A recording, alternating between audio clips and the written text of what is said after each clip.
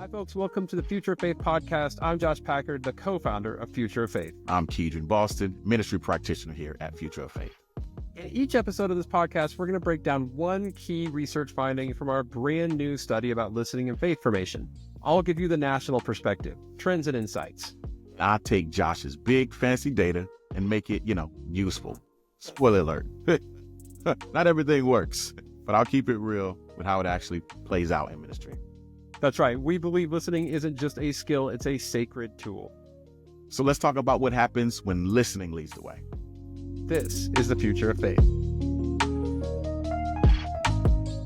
Welcome back, everyone, to the Future of Faith podcast. I'm Keedren Boston, and I'm with my brother, Josh Packard. Hey, Keedren. It's good to be here with you again. Yes, sir. Yes, sir. Listen, we're going to dive right into it. I want to acknowledge a thought that some people may have when it comes to listening. Especially, let's lock in the youth ministry first, right? It may seem like when you come in, I need to be the one to tell them to teach a message, a lesson, right? Which is important. And if I don't do that, maybe what I'm doing isn't impactful. Maybe I feel like I'm doing nothing if I don't do that, right? And we've had a time where I had to kind of encourage our servant leaders that one of the biggest things we can do, first of all, is show up. Second thing, right, is to sit down with our students and listen to them, right? And so what we've been able to do is to create space for circle time, right? We'll sit down and have group discussion based on the different age groups or grade groups and allow them to sit and we ask relatable questions. I always say each Sunday we're going to learn something about Jesus and we're going to learn something about each other. Not in that order, right? Right. And I know we only have an allotted amount of time, right? Because we try to plan our services so we don't have to get cut off. But at the same time, we know that in the main service, depending on how it's going in there, it could be longer, it could be shorter. So we may not always have a lot of time to spend and sit with the students. So even if we can do 2 questions, right, and sit down and just make it a priority to hear them and just say, this is not a time for us to teach. It's a time for us to listen. So Keedren, you're saying that like sometimes in circle time on Sunday mornings with the kids, you'll spend the whole time just getting around the circle for a question? So, well, we have enough time to allot it, right, in the time that we're together. Like our services are at least right now about 2 hours, right? So we have time. Yeah, you've got time. We have time. But even if we didn't, if we'd had an hour, I would still make time. Like you can carve time out. Yeah. I would still say, hey, we're going to take 15 minutes to do this, to spend time to listen to them because it's just that important and it's that impactful. Just yesterday, this previous Sunday, shall I say, a recent Sunday, we, life happens and we didn't have as many servant leaders on deck with us. And so what was able to happen was since the students were used to how we do it, the structure that's in place, it's not overcomplicated. We have our guidelines on how we're going to respond to each other and how we're going to honor each other during that time. And then we have a set amount of questions.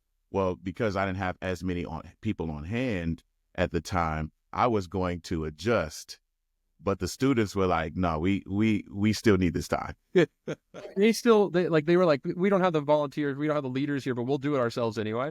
Yes. Oh, that's and they did it and they rocked it well. Yeah. I looked over and they were praying, they were listening to each other, and it was something that over time that we've developed. And that's the thing about it, Josh. Like, I wanted our leaders to know that, y'all are superheroes. Y'all are doing some great things. And some of you are special agents, right? Some of you can do some things that other volunteers may come in and feel like, oh, I can't do what Josh does. Like, I can't do it like that. And so we put a system in place where it's simple, where all you have to do is sit, read some guidelines and questions, and you ask a question and you let it rip. See, Keedren, what you're talking about there, I think is so, I mean, this is really the linchpin of what we're trying to do at Future of Faith. And why I like your approach so much is that I think a lot of people think that listening is a disposition, like it's a personality trait, and you'll hear people say this, I am a good listener, and, or so-and-so is not a good listener.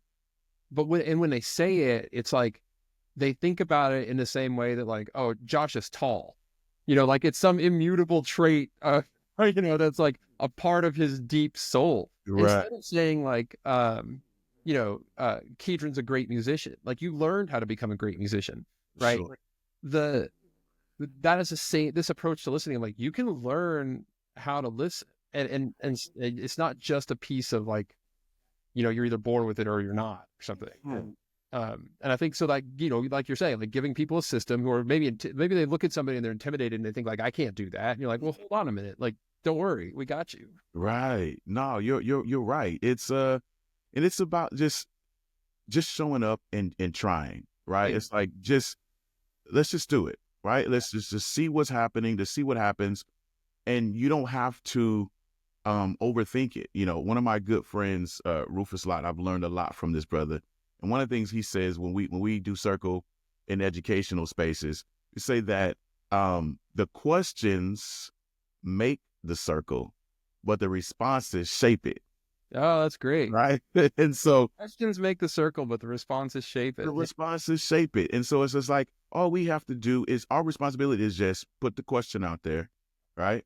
And let them share their perspective. And we just spend a moment listening.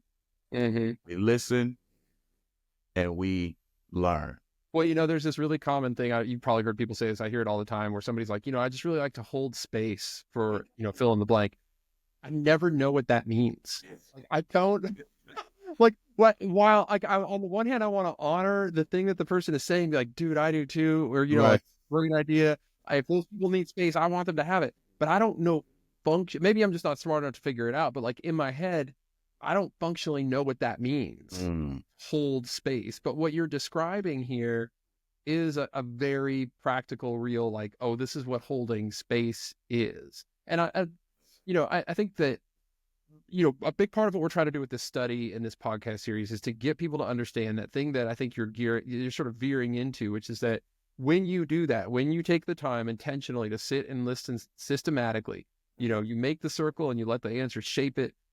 Like, you're not doing nothing. You're doing some of the most important work. I had a pastor who runs small group ministries, mostly with adults. And he was, they were putting together their guide. He's like, what's one thing you would suggest, based on the research about, religion in America, what is one thing you would suggest us doing in our facilitation guides? I said, well, make some time to listen. I didn't have this cool system like you've got, like circle time, but I was like, make time to listen. And he said, yeah, but I mean, like, if I'm just sitting there listening, like, that's not enough. And I was like, at that point, it dawned on me, it's like, oh, right. Like, you've been through all this training, like all of your professional identity and training is geared toward you talking. And I totally get it. And like, the stakes are so high if you're sitting across from somebody and you think that their soul is at stake, which it is, right, in this context. And so you want to tell them, man, you want to tell them the truth. Right. And I think what we're learning, though, from this research is that while telling them, it does have its role. I mean, there are places and times for sermons and books and religious classes and, and podcasts and stuff. But there, like, some of that just sort of lands flat if you haven't done the listening first. And then what's amazing to me is like, okay, so I sort of expected that.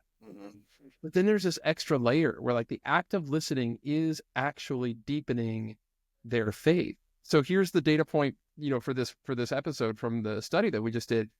55% of adults say that being listened to has deepened their own faith, and 71% of teens. Just the simple act of listening has actually led to deepening their own faith. And when we get into like modalities and stuff, and this is all self-reported, but they'll tell you that they'd prefer somebody to listen to them over podcast sermons, etc., like 3-to-1. That is impacting their actual faith life, not just like building trust, which is important, and not just making me feel better, which is important. Right. Closer to God. That's wild. That is, man. And I think that speaks to the fact that we all want to be validated.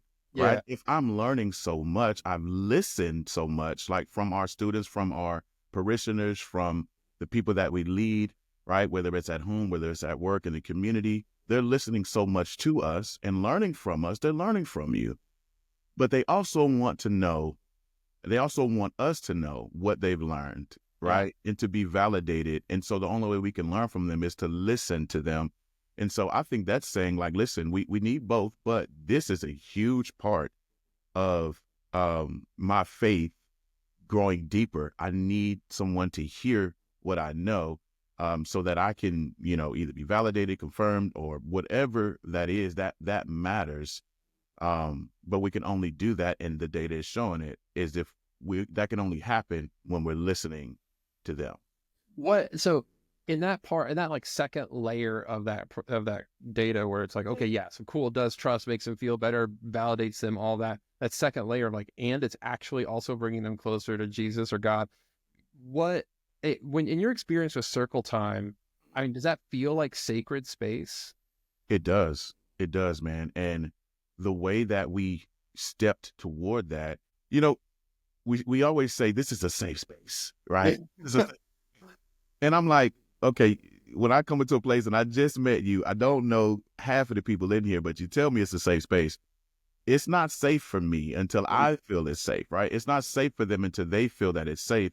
And the way that we stepped toward that was through the guidelines to make sure, hey, we have a talking piece, right? Whatever that is. And we have some special talking pieces that we use, which I think is really cool and personal. But whoever has this basically has the microphone, and we're going to honor them. We're going to listen to them. And one person talking at a time, share at the level you feel comfortable. Like, we have these guidelines set in place, so that we're proactively setting the tone and setting guardrails. So when it doesn't happen, because working with youth, I mean, we do it from kindergarten, really preschool, all the way up, right? You got preschoolers circling and being able to share. But what happens is, if Keedren is talking and has a side conversation while Josh is sharing, answering the question, right, who's ever facilitating says, hold on, Josh, 1 second, and just addresses the group. Hey, remember, one person speaking at a time. Let's focus in on what Josh is saying so we can hear him. Boom. And then we keep going. And then now Josh feels like, oh, okay. All right. Right. Instead of him still sharing and then looking at the side of his, out the corner of his eye because he noticed somebody's not listening, or maybe they're laughing over there. And that doesn't feel safe for someone to share. Right. Right. And so making that place safe, to your point, brings some of the sacredness in it, because it feels like, okay, this is the time where we're going to honor each other. And I've said this, and I say this a lot. I say, listen, we do this because I imagine that some places in your life and in our lives, we don't have an opportunity to share. We don't have an opportunity for someone to just be quiet and listen to us. And this is a place for that. This is why we do this. And I remind our students, I remind our leaders, I remind educators, I remind leaders, that's why, even in the moment, what we're doing right now is special. I'll look at my clock and I'll say, Monday, whatever day it is, whatever time it is on my watch right now, this is special. And then that just kind of sets the tone, so it is a safe space. What they're doing there really describes this in the sacred listening theory that we've developed, and that forms the backbone for all the tools that people can go and download for free on our website. But this approach that we're trying to get people to take, it starts with Imago Dei. We are social scientists, but it starts with a theological position that God is in you and God is in me. And so, the example I always give is like, so when my 15-year-old is going on and on about Minecraft, that is in some way God talking to me about Minecraft.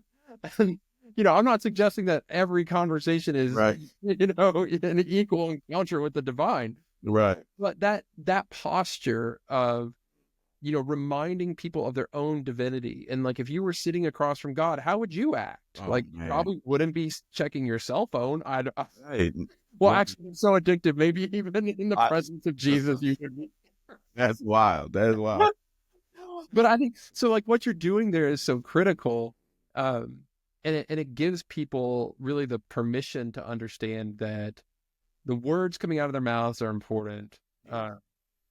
And when we start thinking about like, okay, like not only does that honor and dignify them with a kind of like divinity that they might not be thinking about themselves as normally holding, but it also allows for them to work out some ideas that, you know, I mentioned this in the last episode, in the intro episodes, that sometimes people don't even know how they feel until they start talking about it. Sure. Yeah. But as you just pointed out, a lot of times people don't have spaces in their lives, you know, where they get to talk. And that's really, really sad. You're talking about kids, but I think this is true for adults too, where it's like, you know, how often do you have, you know, how many of us have more than a couple of friends where I can really go in depth in these, you know, kinds of spiritual issues and not have them, you know, think that everything I'm saying is absolute conviction, but will actually just sit there and let me talk it out, you know? Yeah. No. So I think people end up at a different place than where they started, even without you having to jump in and be like, well, you know about Micah 6:8, right? But if we trust that the Holy Spirit is working in those spaces, I think that's why we see the data showing that, like, actually just being listened to can lead to me deepening my own faith. I agree. And you know, whether we do this, whether I've done this with youth or adults, when you ask questions that get to know them, right? You know, I may ask, you know, and I think when we first met, I asked you all, like, what was your first job, right? Yeah. Sitting in a circle, and you would ask a group of adults what their first job is, and you have people that have been working together for years. They're like, I didn't know that was your first job, right? And now you're learning, and so we can ask. Eventually, we get to these questions where we ask them, "Hey, what is one area of your life that you feel like God is really leading you and tugging you to surrender to Him? Like, what area of your life?" Yeah. Right. But you're right. You can't do that. Like, hey, my name is Keedren. What area of your life do you think God is calling you to lean into? You can't do that off top, right? You know, and especially if it's my first time. Yeah. You know, I'm like, I don't even know. Like, you know, but if we ask them something that they have the answer to, and it's usually something about themselves. Right. And then you can start incorporating what they may not have the answer to, and to see where they're at, and we can help them grow from there. Or we can know from there, you know what they know from there. Well, we're gonna pick up on that, about what you do with all that information that comes to you, but in future episodes, because I think that's really critical to this idea of like, well, how does this sort of question underneath all this? It's like, all right, I'm bought in on listening, but how does that scale? Yeah. So we're gonna get to those things. But this is, I mean, this in a nutshell of like, okay, listening as a pathway to faith formation is as viable, in fact, for some people more so, than the traditional sort of sermons, books, Sunday school teaching kind of stuff. That you're not doing nothing when you sit and listen. You actually are participating in somebody going deeper in their faith. So this was the first part. We're going to explore this connection between listening and faith formation explicitly, sort of what we call in the research world faith as the dependent variable, meaning the outcome here, explicitly here in this episode and in the next one. So Keedren, this has been awesome. Thank you so much. Yes, I mean, even just in our 15 minutes here, like, I've learned a ton. Same, brother. Like, this is good. I'm excited about keeping this going, man. You have been listening to the Future of Faith podcast, produced by Future of Faith with original music by me, Keedren Boston. You can learn more about the Sacred Listening Study and all the amazing things going on in relational ministry at www.futureoffaith.org. And don't forget to sign up for our newsletter, where we feature incredible ministries, sacred listeners, and cutting-edge research, all for free, delivered right to your inbox. Thanks for listening. This is the Future of Faith.